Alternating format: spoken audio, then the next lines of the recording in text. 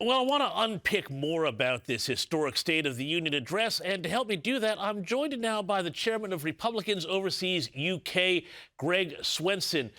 Greg, welcome to the program. I want to come back to this point about how Democrats in the chamber refuse to stand even for things that you would think everybody would support. Here's a little bit of what Vice President J.D. Vance had to say about how it looked from his perspective. They were all looking around for cues from their colleagues because they didn't have the courage to stand on their own. And that, more than anything, Bill, is the saddest commentary on the Democratic Party, that not only will they not stand for the idea that Americans should come first, they won't even have the courage of their convictions. They lean on the person to their left and their right rather than actually have some conviction. Greg, I thought that was a really interesting point, that it's this groupthink on the left that drives all of this, and it's just pulling them further to the left, and it's going to look terrible as these clips are cut up and replayed, and again, I think, used in midterm campaigns. Yeah, they fell into the trap without a doubt, and I think Vice President J.D. Vance was absolutely right. They are completely absorbed in groupthink. There's a certain litmus test now for Democrats that's become even more loony to the progressive left. And it's, you have to be, against parents being involved in gender transition decisions for their children. You have to be against removing illegal migrants from the country or arresting really violent criminals. And it's amazing that the 80-20 issues that the Republicans have to their advantage right now, meaning, they poll at 80%, and yet the Democrats think they want to die on that hill for some really absurd causes. Well, it just strikes me as amazing, having watched Donald Trump really since 2015 when he came on the political stage, but even before that, you know what he does. He's very open about what he does. He sets these traps. What do you make of the fact that the Democrats don't have even the canniness to hide the fact that they are now beholden to this Democrat socialist agenda, and they're having their purity tests out there on the main stage? It seems insane to me. Yeah, it was very much an own goal. All they had to do is show some sense of unity, some sense of sanity, and yet they didn't. And the State of the Union has historically been a moment where people can cross the aisle, and I think they had that opportunity, not necessarily to agree with the president or agree with the Republicans, but just to have some sense of normalcy, and to not support some of the statements that the president made just made them look really radical. And I think the president, of course, wanted to do that, and they fell right into the trap, and he took advantage of it. And it's really a shame for the Democrats. Well, we saw an awful lot of support in all the snap polls for the president's speech, and I think he was helped by things like Ilhan Omar. Just have a look at this, her behavior there in the gallery. You should be ashamed of yourself not standing up. You should be ashamed of yourself. Who blocked the removal of criminal aliens? In many cases, drug lords, murderers all over our country. They're blocking the removal of these people out of our country, and you should be ashamed of yourself.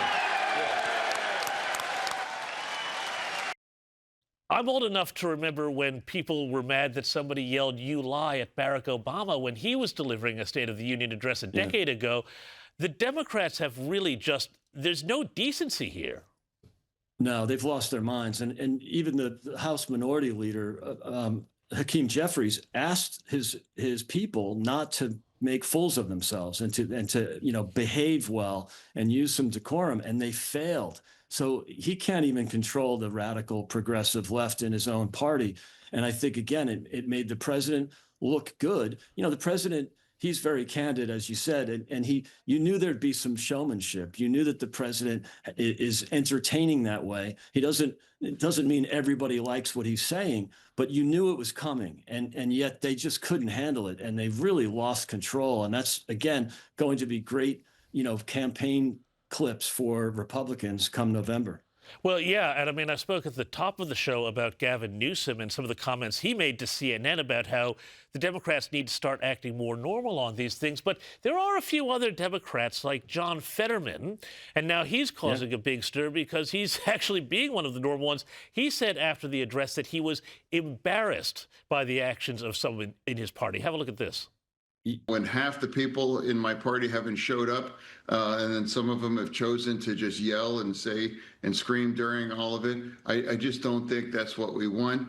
And I don't believe, as a Democrat, I think like dancing frogs really moves the ball for us as a party either. Greg, he's got 73% Republican approval in his state, according to the latest Quinnipiac poll. Yeah. Why hasn't he just come across to the Republicans? Because there's no love lost with him and the Democrats. No, and the Democrats will not forgive him for the things that he's said and the things that he's done, in supporting, the Republicans in not shutting down the government, for example, is a great one. Look, John Fetterman is a liberal. He is a traditional Democrat. It would be, I think, difficult for him to come over and be a Republican, but I don't think his own colleagues are going to forgive him for this. Look what they did to Larry Summers, ultimately, had to leave his position at Harvard because he criticized Joe Biden during the reckless spending in the Biden years, suggesting that it would lead to inflation, which of course it did. So look, if you go against the Democrat, litmus tests or purity tests, they will crush you for it. And they did it to Kristen Sinema, they did it to Joe Manchin, and they'll do it to John Fetterman. So I'm glad he's there. There's one sane Democrat. He was very respectful. He put a suit on. He's not a big fan of wearing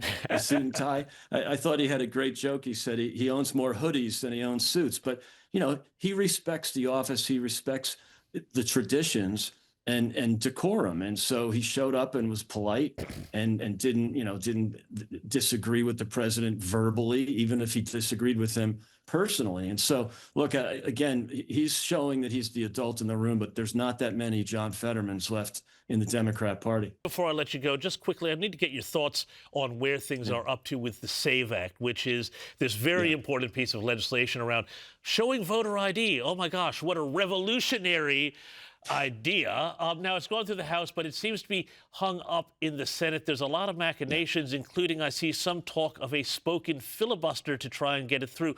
Tell us how this all works. Where does this go? Does it have a chance, or will it be blocked with the help of some establishment Republicans who just want to score a win against Trump?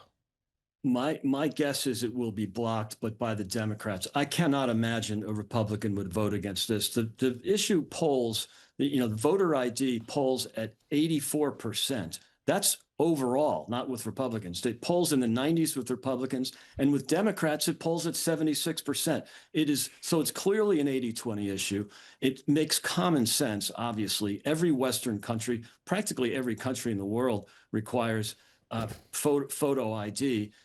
We have to show photo IDs in America to fly on a plane, to buy alcohol, to buy cigarettes. It's completely obscene, and yet they're going to die on the Hill. And I think what will happen is the Senate leadership will force this vote, even though they know they might not have the votes to pass it. You need 60 votes. We only have a slim majority in the Senate. So we'll get the 52 Republicans, but he wants to make sure that those Democrats have to state publicly their arguments against this bill and then actually vote. And that will just be another great campaign ad for Republicans, especially ones running against these Democrats that vote against it. It's, again, a classic 80-20 issue, makes no sense. And they're calling it racist, and yet the mayor of New York insists that if you want to get a job shoveling snow in New York, you have to have 2 forms of ID. The hypocrisy is just absolutely sickening. And I saw in a clip the other day, Greg, that they said that in Somalia now they're issuing voter ID cards. So if it's good enough for Ilhan Omar's people, it should be good enough for Americans. Greg Swenson, thank you so much for joining me. Great to be here. Thanks for having me.